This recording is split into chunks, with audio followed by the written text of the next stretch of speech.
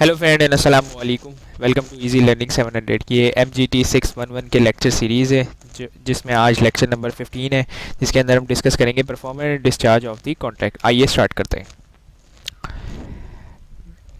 Performance के अंदर यानी कि मतलब बात करते हैं कि टाइम क्या होगा। टाइम क्या मतलब, अगर जैसे मिसाल दिए किसी ने स्पेसिफिक टाइम नहीं दिया, प्रोमिजी ने स्पेसिफिक टाइम नहीं दिया, तो रीजनेबल टाइम समझा जाता है। मतलब अब रीजनेबल टाइम क्या कहेंगे, क्वेश्चन ऑफ फैक्ट मीन्स के क्या, अगर कोई बिजनेस की डील कर रहा है तो बिजनेस आवर्स के अंदर, और रीजनेबल टाइम अगर कोई डेली की डील है तो ये ना हो कि भाई जैसे मिसाल दे दिया है कि आप किसी दुकानदार के पास जाएं 3 बजे रात के, जब उसने दुकान बंद भी कर दी, सब कुछ कर दिया, और आप बोलेंगे भाई मुझे ये चीज़ें दे दो। तो नहीं, रीजनेबल टाइम का मतलब है मैटर ऑफ फैक्ट की बात की जाती है। अब आप बैंकिंग सर्विसेज जो है वो बैंकिंग आवर्स में ले सकते हैं। अब बैंक मैनेजर को ये नहीं कह सकते भाई रात के 12 बजे तुम्हें बैंक खोलना है और मुझे कैश चेक जो है वो मुझे क्लियर करवाना है, ऐसा नहीं हो सकता। रीजनेबल टाइम होता है, ठीक है। अब ए प्लेस, रीजनेबल प्लेस यानी कि मतलब टाइम तो हो गया रिगार्डिंग द प्लेस। अब अगर मिसाल दे दी है कि specific perform may be at time of during usual hour, ठीक है। या अगर जैसे मिसाल दे सर्टेन यानी कि मतलब परफॉर्म सर्टेन डे को, यानी जैसे मिसाल दी जाए कि भाई बुध को तुम मेरे पास जैसे हम मिसाल लेके चलने के 100 किलो चावल लेके आ जाना बुध को, तो अब बंदा बुध को ही आएगा, ठीक है। और यूजली जो है वो बिजनेस आवर्स के अंदर ही आएगा, और यानी कि मतलब सच एज डे, जाहिर सी बात है बिजनेस आवर 9 to 5 जो होते हैं उसके अंदर ही आएगा और उसके अंदर ही परफॉर्म करेगा, ठीक है। अब एक है प्लेस टू परफॉर्म। अब क्या है, without application that to be no fix place perform duty to supply at reasonable place. मतलब क्या, अब जैसे मिसाल दे दी है कि भाई पिछली मिसाल में क्या था, उसने स्पेसिफिक प्लेस बता दी कि भाई मेरे गोदाम में आके 100 किलो चावल दे के चले आना। अब इसके अंदर उसने परफॉर्मेंस रीजनेबल यानी मतलब प्लेस नहीं बताई, तो अब आपकी जिम्मेदारी है कि रीजनेबल प्लेस पे चलाएं। रीजनेबल प्लेस उसके अगर उसने इजाज़त दी तो उसका घर भी हो सकता है, अगर उसने इजाज़त दी तो उसका गोदाम भी हो सकता है, अगर उसने इजाज़त दी तो उसकी बिजनेस ऑफिस से हो सकता है, और थर्ड पार्टी वेयर हाउस भी हो सकता है, जो मतलब अगर वो रीजनेबल प्लेस के अंदर आता है, ठीक है। रीजनेबल प्लेस के अंदर कैद नहीं है, लेकिन ये है कि रीजनेबल प्लेस हो। अब ये नहीं हो कि आप लाहौर की चीज़ मुल्तान में डिलीवर करने पहुंच गए, ऐसा नहीं है, ठीक है। अब क्या है, रेसिप्रोकल प्रॉमिस। रेसिप्रोकल मतलब क्या, अब जैसे इसके अंदर इलस्ट्रेशन दी गई है, इलस्ट्रेशन से ही समझेंगे हम। Agreement regarding the sale and purchase of sale deliver to and purchase to payment to simultaneously. मतलब क्या, अगर जैसे आपके पास जैसे पिज़्ज़ा डिलीवरी वाला बंदा आता है, ठीक है, तो आपने उससे एक हाथ से पिज़्ज़ा लिया और दूसरे हाथ से उसको पेमेंट कर दी, तो ये क्या हुआ, ये रेसिप्रोकल प्रॉमिस हुआ, यानी मतलब एक काम किया और दूसरा काम फौरन कर दिया गया, ठीक है। इसे हम रेसिप्रोकल प्रॉमिस किया जाता है, ठीक है। Order of performance of reciprocal. अब मिसाल दे दिया है कि कोई ऑर्डर फिक्स कर दे, मतलब यानी कि पहले ये बंदा काम करेगा फिर ये बंदा काम करेगा। जैसे मिसाल दे दिया है कि आगे भी मिसालें आएंगी, लेकिन मैं आपको बता देता हूँ कि घर बनवाने वाली मिसाल, यानी मतलब आप कॉन्ट्रैक्टर से, सिविल इंजीनियर से कॉन्ट्रैक्ट करें और उनसे बोले कि भाई मुझे घर बनवाना है, वो आपको बोलेंगे ठीक है हम आपके घर बना देते हैं। अब इसके अंदर ऐसा है कि पहले घर बनेगा फिर पेमेंट होगी, ये नहीं होगा कि पहले पेमेंट मांग ले, बोले भाई क्योंकि जाहिर सी लेके पैसे भाग भी सकता है, ठीक है। इसलिए तो पहले एक देखा जाएगा कि मतलब यानी कि नेचर ऑफ ट्रांजैक्शन ऐसी है, जैसे इसमें लिखा हुआ है कि नेचर ऑफ ट्रांजैक्शन, इसके अंदर लिखा हुआ है कि भाई ऐसी है कि वो जो है वो पहले परफॉर्म वो चीज़ करेगा जो घर बनाएगा, और फिर उसके बाद जाके वो पेमेंट करेगा, ठीक है। अब इसके अंदर भी वही मिसाल दी गई है कि भाई घर की मिसाल दी गई, मैंने बोला था आपसे कि आगे मिसाल आएगी, वही मिसाल आ गई कि भाई जो मिस्टर यासिर ने इंटर कॉन्टैक्ट करे मिस्टर फैसल से कि भाई घर बना दो, ठीक है, और अगेंस्ट द पेमेंट ऑफ, तो इन केस ऑफ अदरवाइज एग्रीमेंट, ठीक है, यानी कोई एग्रीमेंट ऐसा नहीं है, अदरवाइज एग्रीमेंट नहीं है, ठीक है। अब क्या है, यासिर जो है वो फर्स्ट परफॉर्म क्या करेंगे कि has part of promise then demand the payment, सही है। पहले क्या करेंगे, वो पहले घर बनाएंगे और as per the demand of the payment अब उनको मिलेगी as per the practice sets the contract. मतलब क्या, पहले घर बनेगा और फिर उसके बाद जाके उनको डिमांड जो है पेमेंट की वो हो जाएगी, इस तरह, ठीक है। अब एक है परफॉर्मेंस ऑफ द इलस्ट्रेशन 2 क्या है, if they agree mister Yasir is constructing availability of material which is available to mister Faisal in case of Faisal has make available after the performance of the promise. मतलब क्या, अब जो मटेरियल है mister Yasir जो है वो will construct the building on available material which is made by mister Faisal. मतलब क्या, जो यासिर है मिस्टर यासिर है वो यानी मतलब घर बनने के लिए जाहिर सी बात है उसका मटेरियल भी चाहिए होगा, वो अवेलेबिलिटी ऑफ मटेरियल कौन करवाएंगे? Mister Faisal. In case of mister Faisal has make material available after Yasir has perform the promise. अब इसके अंदर रेसिप्रोकल क्या बना कि पहले मिस्टर फैसल जो है वो मटेरियल देंगे और फिर मिस्टर यासिर, जाहिर सी बात है मटेरियल के बगैर घर कैसे बनेगा, तो इसलिए मिस्टर यासिर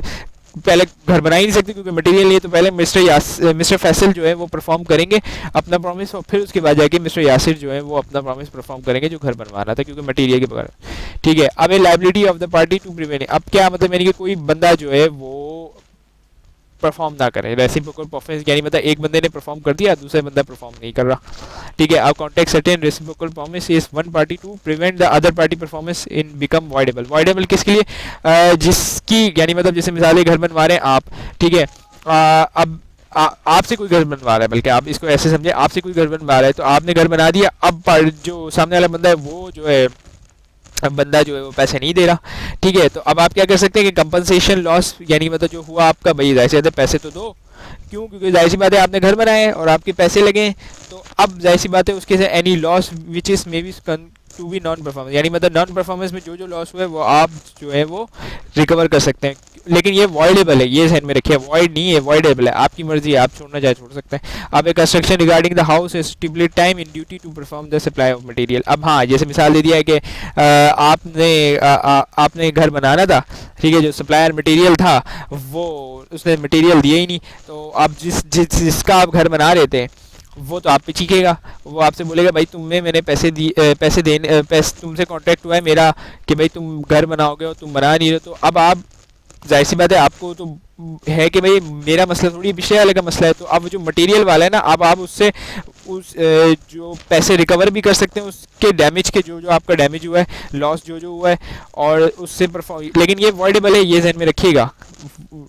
तो ये हो सकता है। अब क्या डिस्चार्ज ऑफ द कॉन्ट्रैक्ट, मतलब कॉन्ट्रैक्ट किस तरह ख़त्म किया जा सकता है या फिर किस तरह फुलफिल किस तरह ख़त्म हो जाएगा कॉन्ट्रैक्ट। ठीक है, इसके अंदर क्या क्या चीज़ें हैं कि बाय परफॉर्मेंस के जैसे परफॉर्मेंस हो गया, ए ने बी, जैसे घर बनाने की मिसाल है कि भाई ए ने घर बनाया, बी ने पैसे दे दिए, परफॉर्मेंस पॉसिबल हो गया। अब अगर इम्पॉसिबल हो जाए, इम्पॉसिबल मतलब अब जैसे मिसाल दे दिए जिस जगह घर बनवाना था वो जगह जो है वो किसी और ने यानी कि मतलब वो जगह जो है वो गवर्नमेंट ने ख़रीद ली, या गवर्नमेंट ने बोला कि भाई यहाँ पे घर नहीं बन सकता, गवर्नमेंट ने मना कर दिया, अब वो इम्पॉसिबल हो गया। ठीक है, अब ये भी डिस्चार्ज हो गया। एग्रीमेंट ऑफ द पार्टी के आपस के दरमियान, भाई उन्होंने बोला मैं घर नहीं बनवाना चाहता या मैं कुछ और बनवाना चाहता हूँ, तो एग्रीमेंट ऑफ द पार्टीज हो गया। ऑपरेशन ऑफ लॉ मतलब यानी कि कोई कानून आड़े आ जाए, जैसे मिसाल दी जाए कि वो ज़मीन जो थी वो घर नहीं बना सकते थे, वो कोई और किसी पर्पज़ के लिए ज़मीन रखी हुई थी। हाँ, और ब्रीच यानी कि मतलब कॉन्ट्रैक्ट ब्रीच कर दिया जाए, तोड़ दिया जाए कॉन्ट्रैक्ट, कोई भी पार्टी तोड़ सकती है कॉन्ट्रैक्ट, तो इस तरीके से डिस्चार्ज हो जाते हैं। ठीक है, डिस्चार्ज बाय एक्चुअल परफॉर्मेंस और टेंडर ऑफ द परफॉर्मेंस, और किस तरीके और essential of a white tender, white tender के एसेंशियल के अनकंडीशनल होना चाहिए, tender to be made at proper time and proper place, proper time proper place पे बनना चाहिए, और tender should be entire as per the stipulate of the agreement, यानी मतलब एग्रीमेंट के तहत होगा टेंडर जो है। ठीक है, अब essential of a valid tender, in case of a tender related to deliver of goods promise provide opportunity to exam, यानी कि मतलब क्या, अब जैसे मिसाल दे दिया है कि वही मिसाल देते हैं कि अगर चावल वाली के भाई आप जो चावल जिस चीज़ का ऑर्डर दिया तो आपके पास राइट है कि भाई आप देख सकते हैं कि भाई वही क्वालिटी के चावल दिए हैं, ठीक है, ये आपके और रीजनेबल यानी मतलब अपॉर्चुनिटी है कि आप एग्जामिन कर सकते हैं भाई क्वालिटी जो है वो चावल की वही है जो मैंने ऑर्डर दिया था। ठीक है, tender must be offer to a person who is able to perform the permit under account, मतलब क्या किसी ऐसे बंदे को टेंडर नहीं दे सकते आप जो जैसे हमने शुरू में पढ़ा था ना कि भाई उसके ऊपर ऑपरेशनल ऑफ लॉ लगा हुआ है कि मतलब यानी कि वो बंदा जो हमने शुरू में पढ़ी थी बात कि जेल में है बंदा तो उससे आप कॉन्टैक्ट नहीं कर सकते, इसके अंदर लिखा हुआ है कि भाई उसी बंदे से कर सकते हैं जो कॉन्टैक्ट जो है वो परफॉर्म कर सकता हो, माइनर वगैरह जो है वो कॉन्ट्रैक्ट परफॉर्म नहीं कर सकते इसलिए टेंडर में नहीं आएंगे। Tender to be made a promisee और हिज एजेंट, मतलब टेंडर बनाया जा सकता है प्रोमिसी से भी जो और हिज एजेंट भी हो। अगर जॉइंट प्रोमिसर है, हाँ इसके अंदर जो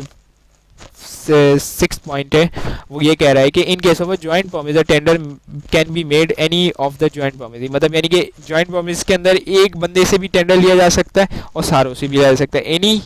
किसी से भी लिया जा सकता है। और in case of a tender of money exit amount to be should be mention, यानी मतलब जो टेंडर बना है कि वो उसमें एग्जिट अमाउंट मेंशन हो। ये नहीं हो कि भाई एग्जिट अमाउंट मेंशन नहीं है फिर बाद में मसला आएगा, तो एग्जिट अमाउंट जो है वो मेंशन होना ज़रूरी है टेंडर के अंदर। अब क्या है, discharge by impossible of performance of a contract, agreement to do impossible act, and agreement to do impossible it is avoid. मतलब क्या, अब हमने जैसे पढ़ा था कि भाई इम्पॉसिबल एक्ट कोई हो जाए, ठीक है, इम्पॉसिबल जैसे मिसाल दे दिया है कि भाई पहले जो था गवर्नमेंट ने क्रिप्टो करेंसी, मतलब जब तक पाकिस्तान में रेगुलेशन नहीं हुई थी तब तक बिटकॉइन के अंदर या दीगर क्रिप्टो करेंसी के अंदर आप ट्रेड कर सकते थे, लेकिन जैसी गवर्नमेंट ने लॉ लिया है, ठीक है, तो अब ये इम्पॉसिबल हो गया, तो ये एग्रीमेंट खुद बे खुद ही वॉइड हो गया। उम्मीद है कि आपको आज का लेक्चर समझ में आएगा। इस लेक्चर से रिलेटेड कोई भी क्यूरी है तो नीचे कमेंट बॉक्स में मेंशन करें, इस चैनल को सब्सक्राइब करें, and thank you for watching this video.